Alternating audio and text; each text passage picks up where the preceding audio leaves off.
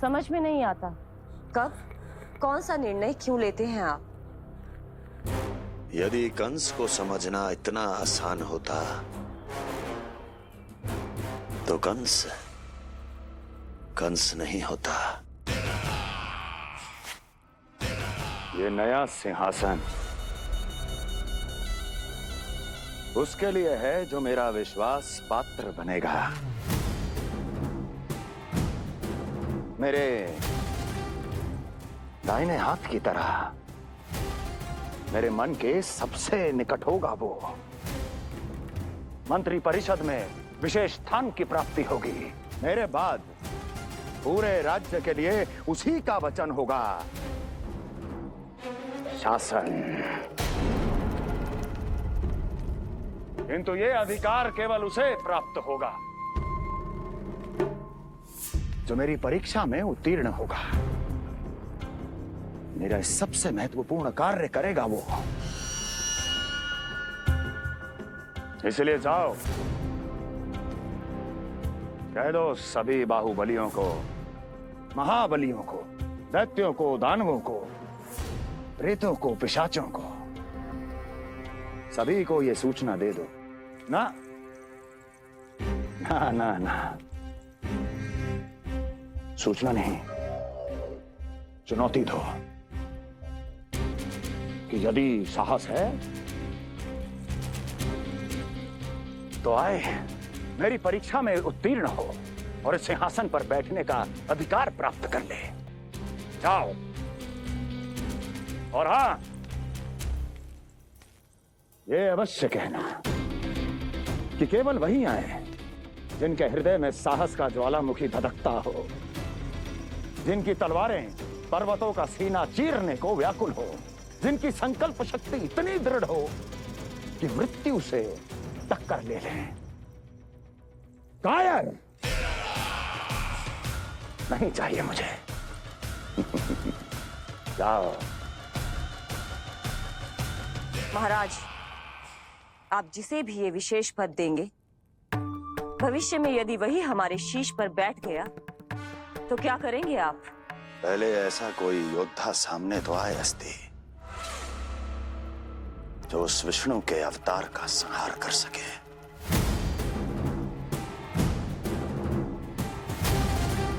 और जहां तक प्रश्न है हमारे शीश पर बैठने का, तो स्मरण रखो अस्ति, कंस को अच्छी तरह आता है ऐसे दुस्साहसियों को बीच दरबार में खड़ा करके अपनी उंगलियों के संकेत पर नृत्य करवाना। ता दीर्घ ता और अपना कार्य सिद्ध होने के बाद उनके तन से उनके शीश को उतारना। कंस को भलीभांति आता है।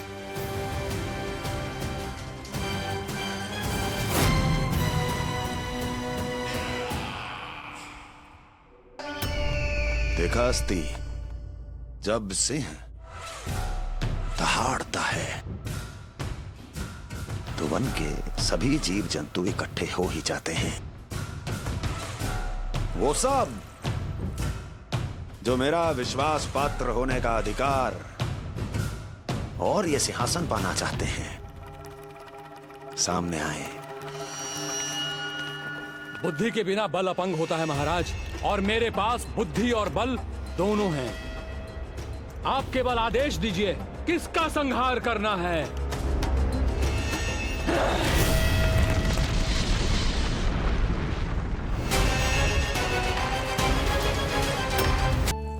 यहां सब के सब एक से बढ़कर एक है, तो फिर अपने कार्य के लिए किसका चुनाव सबसे पहले करूं?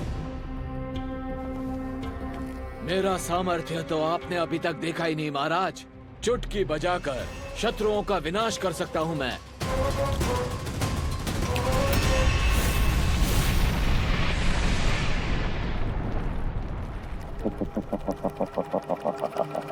वाह! किंतु आपने तो बताया ही नहीं कि करना क्या है। वध करना है, एक नवजात बालक का वध। उसे साधारण बालक मत समझना। गोकुल में नंद के घर पल रहा वो बालक विष्णु का अवतार है।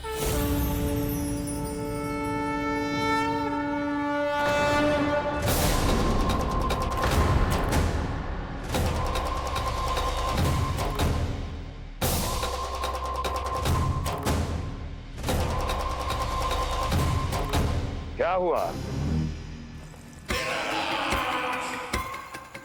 इतना सन्नाटा क्यों छा गया? क्षमा कीजिए महाराज, पर मैं नन्हे बालकों के साथ हिंसा नहीं करता। विष्णु अवतार बड़ा छलिया है महाराज, मैं उसका मुख भी नहीं देखना चाहता।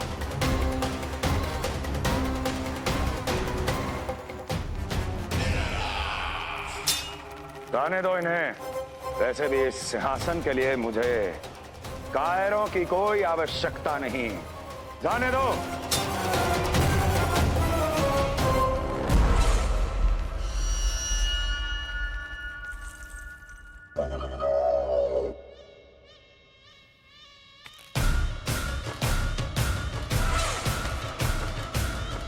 दुर्जन, क्या कहा था मैंने कहा था केवल वही आए जिनके हृदय में साहस का ज्वालामुखी धधकता हो, जिनकी तलवारें पर्वतों का सीना चीरने के लिए व्याकुल हो, जिनकी संकल्प शक्ति इतनी दृढ़ हो कि वो मृत्यु से टक्कर ले जाएं। वही होगा इस सिंहासन का असली अधिकारी। महाराज,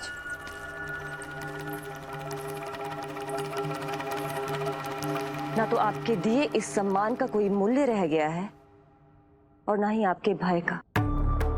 अभी अभी आपने ही कहा था ना कि जब वन में कोई सिंह दहाड़ता है तो उस वन के सभी जीव जंतु एक जगह एकत्रित हो जाते हैं, परंतु उसी वन में जब कोई बब्बर सिंह दहाड़ता है तो वही जीव जंतु भय के मारे इधर उधर भागने लगते हैं।